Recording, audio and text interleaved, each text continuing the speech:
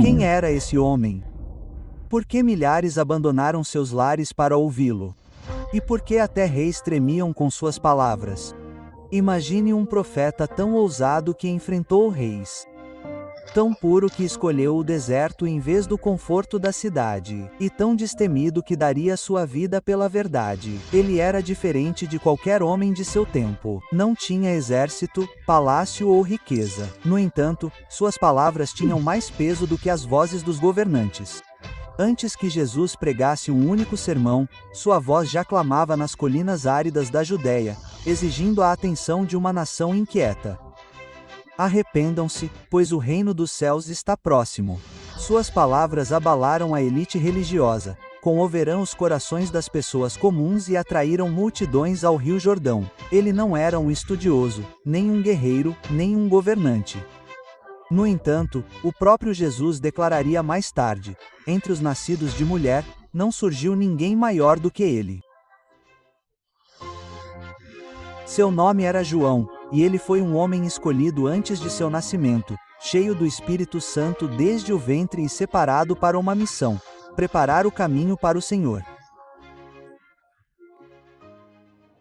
A história de João Batista não começa no deserto, mas nas câmaras silenciosas do templo e nas orações de um sacerdote idoso. Seu nome era Zacarias, um homem da divisão sacerdotal de Abaija, conhecido por sua fidelidade e devoção. Sua esposa Isabel também era justa, descendente de Arão, o primeiro sumo sacerdote de Israel. Juntos, eles eram considerados irrepreensíveis em todos os caminhos do Senhor, vivendo vidas retas em um mundo frequentemente marcado por concessões e corrupção. No entanto, apesar de sua fidelidade, seu lar era marcado pela tristeza, pois não tinham filhos. Isabel era estéril e, quando os encontramos no Evangelho, ambos eram velhos, muito além da idade de esperar um filho. Em Israel, a baronesa era frequentemente vista como uma vergonha, uma reprovação, um estigma social, um sinal de que a bênção de Deus não havia chegado e um medo de que a linhagem familiar pudesse terminar sem um herdeiro. No entanto, seus corações não ficaram amargurados. Eles continuaram a orar, confiando na providência de Deus, mesmo quando as respostas pareciam impossíveis. Zacarias oferecia incenso no templo dia após dia, e Isabel fazia suas orações silenciosas em casa. No entanto, o céu havia escrito uma história diferente. Então, um dia comum se tornou extraordinário. Por sorteio das divisões sacerdotais, Zacarias foi escolhido para entrar no lugar santo do templo e queimar incenso. Isso era uma grande honra, pois nem todo sacerdote tinha a chance em vida de entrar no lugar santo e queimar incenso diante do altar. Enquanto os fiéis oravam do lado de fora, Zacarias entrou na câmara sagrada com reverência. O brilho das lamparinas a óleo projetava sombras nas paredes douradas, e a fumaça do incenso subia como orações subindo ao céu. De repente, uma figura apareceu no lado direito do altar de incenso. Zacarias ficou assustado e tomado de medo, pois não era um homem comum. Era um anjo do Senhor, Gabriel, cuja presença exalava majestade e autoridade. O anjo disse: não tenha medo, Zacarias, sua oração foi ouvida. Isabel, sua mulher, lhe dará um filho, e você lhe dará o nome de João. Ele será motivo de alegria e alegria para você, e muitos se alegrarão por causa do seu nascimento, pois ele será grande aos olhos do Senhor. Ele nunca tomará vinho nem outra bebida fermentada. Ele será cheio do Espírito Santo desde o nascimento. Ele fará muitos israelitas voltarem ao Senhor, seu Deus. Ele irá adiante do Senhor com o espírito e o poder de Elias para fazer os pais voltarem aos filhos e os desobedientes à sabedoria dos justos, a fim de preparar para o Senhor um povo bem disposto. Zacarias, tomado de temor e dúvida, perguntou: como posso ter certeza disso? Sou velho, e minha mulher é avançada em idade. Gabriel respondeu com autoridade. Eu sou Gabriel. Estou na presença de Deus e fui enviado para falar com vocês e lhes dar estas boas novas. Agora, como vocês não acreditaram em minhas palavras, ficarão em silêncio e não poderão falar até o dia em que isso acontecer. Quando Zacarias saiu do templo, ele não conseguia falar. Não conseguia pronunciar uma única palavra. Sua língua recusava-se a formar nem mesmo a mais simples saudação, e o povo imediatamente percebeu que ele tinha tido uma visão. Embora não pudesse falar, Zacarias cumpriu o restante de seus deveres sacerdotais com atenção cuidadosa. Logo depois, Isabel engravidou e se isolou por 5 meses, sussurrando com admiração: "O Senhor fez isso por mim. Nestes dias ele mostrou sua bondade e tirou a minha vergonha do meio do povo." Aspas. Quando chegou a hora de Isabel dar à luz, o ar em volta de sua casa estava cheio de expectativa e admiração. Seus parentes e vizinhos se reuniram, com o coração transbordando de alegria, pois um milagre havia acontecido em sua velhice. Um filho havia sido prometido por Deus. E agora a promessa se cumpriu. A criança nasceu. No 8º dia, o costume da circuncisão foi observado. Os parentes esperavam, como era tradição, que ele fosse chamado Zacarias, em homenagem ao pai. Mas Isabel, guiada pela orientação divina, falou com certeza: "Não, ele deveria se chamar João." Murmúrios confusos se espalharam pela reunião. "Não há ninguém entre seus parentes que tenha esse nome", disseram. Todos os olhos se voltaram para Zacarias, ainda em silêncio por causa do encontro no templo, buscando confirmação. Ele pegou uma tábua de escrever, escreveu cuidadosamente as palavras: "Seu nome é João", e a entregou a eles. Naquele momento, sua língua se soltou. As primeiras palavras de Zacarias foram: "Louvado seja Deus." E a casa tremeu de temor ao divino. Temor e reverência tomaram conta de todos os presentes, e a notícia dessa criança extraordinária rapidamente se espalhou por toda a região montanhosa da Judéia. As pessoas se perguntavam em voz alta: o que essa criança vai se tornar? Pois era evidente que a mão do Senhor estava sobre ele, separando-o para um propósito extraordinário. Zacarias, cheio do Espírito Santo, profetizou sobre seu filho um hino de louvor: "Você, meu filho, será chamado profeta do Altíssimo. Pois irá adiante do Senhor para preparar o caminho para ele e dar ao seu povo o conhecimento da salvação por meio do perdão dos seus pecados, por causa da terna misericórdia do nosso Deus, pela qual o sol nascente nos visita dos céus para brilhar sobre os que jazem em trevas e na sombra da morte, a fim de guiar os nossos pés no caminho da paz." À medida que o menino crescia, ele se fortalecia em espírito, cheio de sabedoria e graça. A propósito, se você achar algum desses vídeos interessante, significativo ou agradável, considere se inscrever. Eles demoram muito para serem feitos, mas realmente ajudam. E se você ama o que estamos fazendo e quer dar um passo além, agora você pode se tornar um membro do canal. Seu apoio nos ajuda a alcançar mais pessoas com a palavra de Deus por meio de animações poderosas. Basta clicar em participar e fazer parte da missão. Anos se passaram e João não viveu em meio à grandiosidade dos palácios de Jerusalém, nem estudou na escola dos rabinos ou se sentou entre os estudiosos da lei.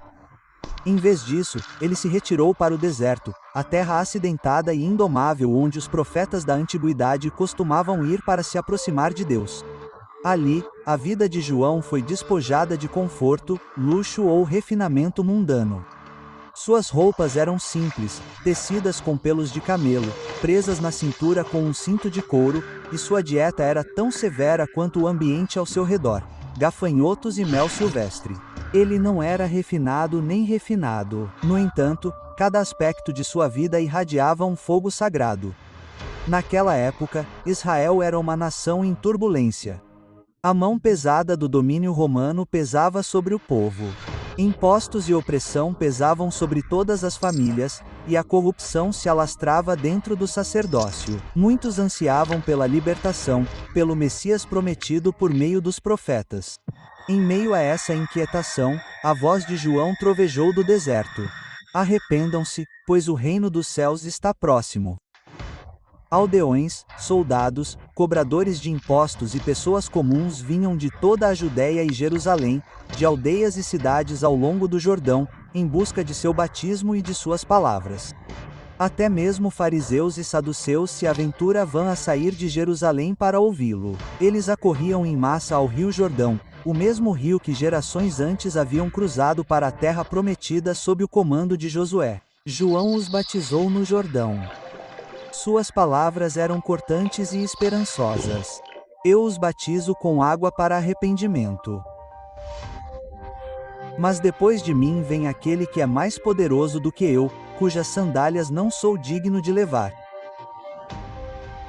Ele os batizará com o Espírito Santo e com fogo. Seu batismo no Jordão era um sinal de arrependimento dos corações que se voltavam para Deus, uma preparação para aquele que estava por vir. Nem mesmo as elites religiosas conseguiam escapar de sua repreensão destemida. Aos fariseus e saduceus que o visitaram, ele disse: raça de víboras, que vos ensinou a fugir da ira vindoura, produzi frutos dignos de arrependimento e não penseis vocês podem dizer a si mesmos, temos Abraão por pai. Eu lhes digo que destas pedras Deus pode fazer filhos a Abraão.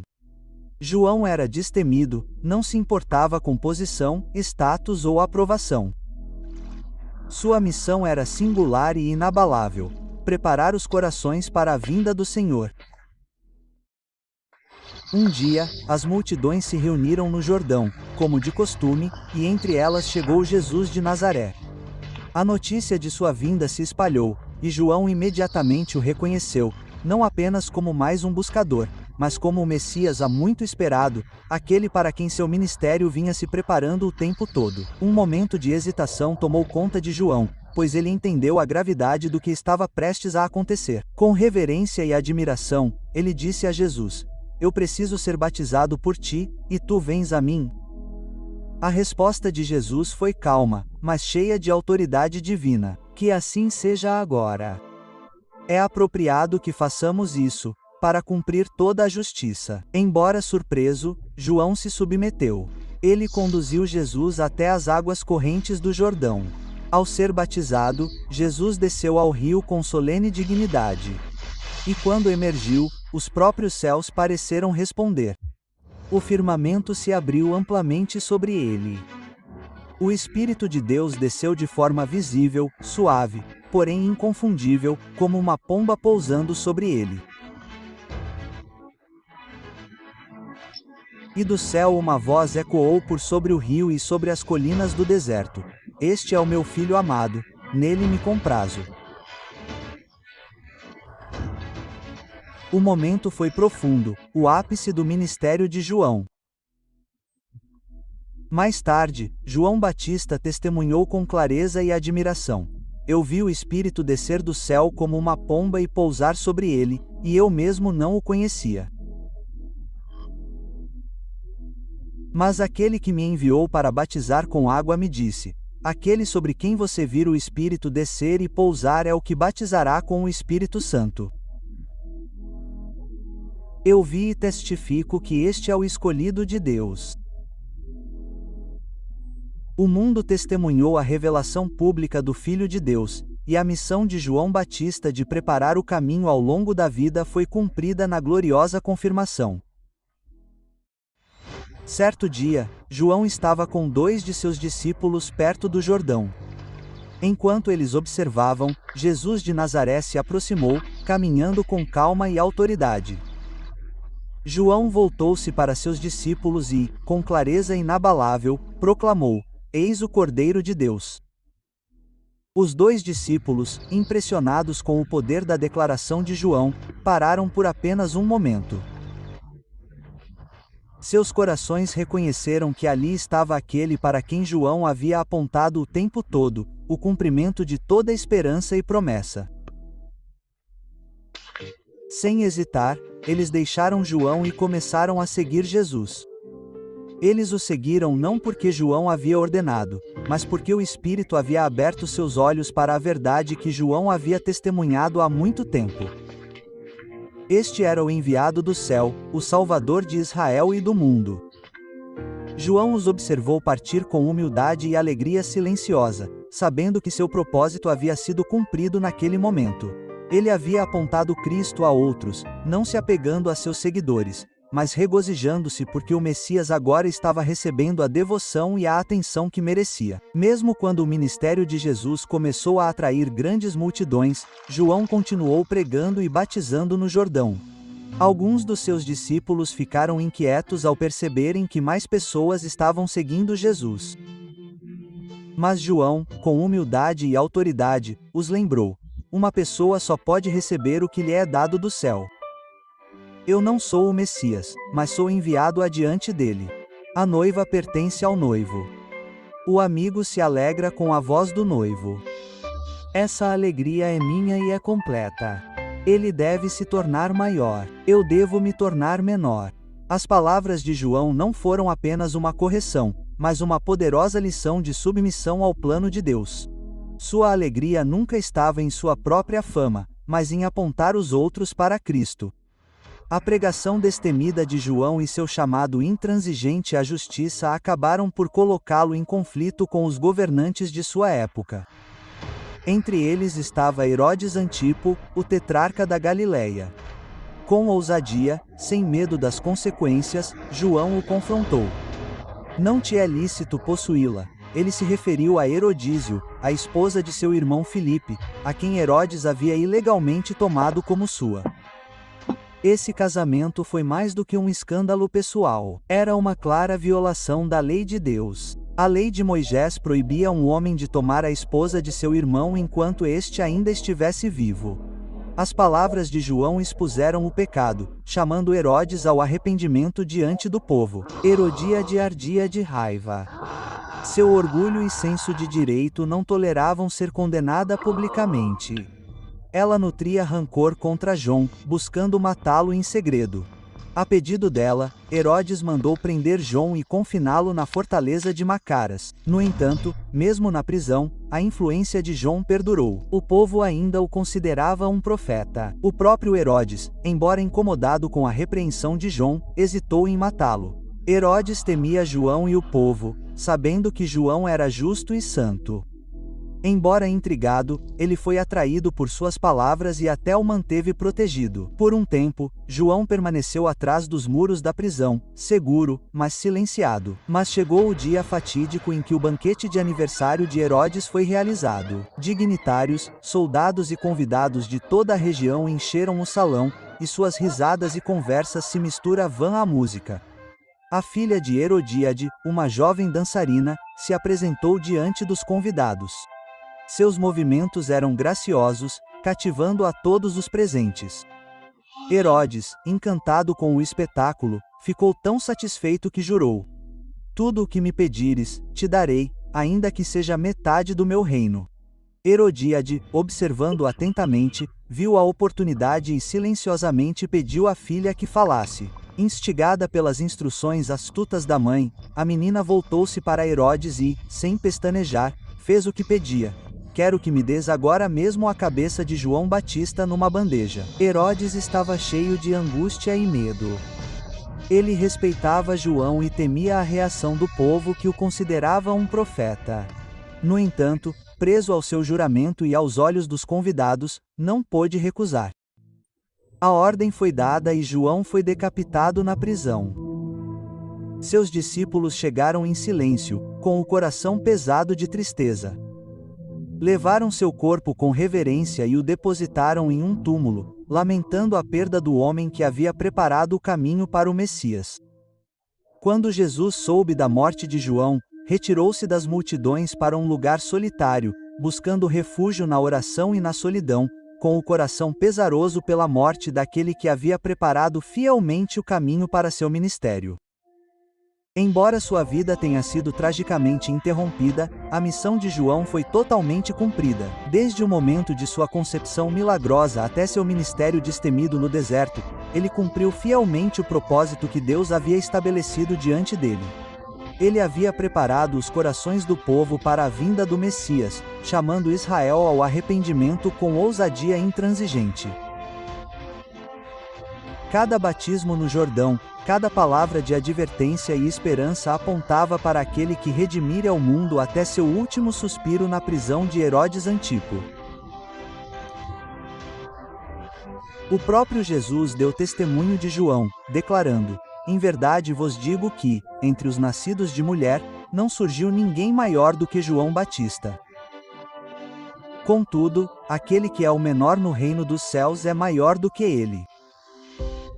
A vida de João é a ponte entre o Antigo e o Novo Testamento, o ponto culminante da voz profética de Israel e o arauto da chegada de Cristo. Ele foi o último profeta a preparar o caminho para o Salvador.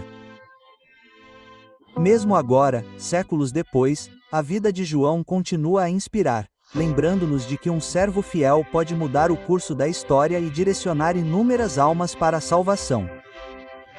A vida de João fala poderosamente para nós no mundo moderno. Em uma época em que o comprometimento e o medo são muitas vezes mais fáceis do que a verdade, João nos lembra que coragem, integridade e obediência a Deus são mais importantes do que tudo. Como João, somos chamados a viver fielmente, a falar a verdade com amor e a preparar nossos próprios corações e os corações daqueles ao nosso redor para a obra de Deus. Sua história nos desafia a entrar em nosso propósito dado por Deus, mesmo quando é difícil, impopular ou arriscado.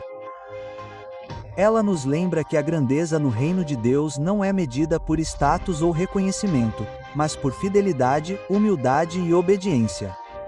A voz de João continua a ecoar através dos séculos, chamando cada um de nós ao arrependimento e à devoção inabalável ao Senhor. Sua vida nos encoraja a permanecer firmes em nossas convicções, a confiar no plano de Deus e a corajosamente apontar os outros para aquele que salva, o Cordeiro de Deus, nosso Salvador, Jesus Cristo.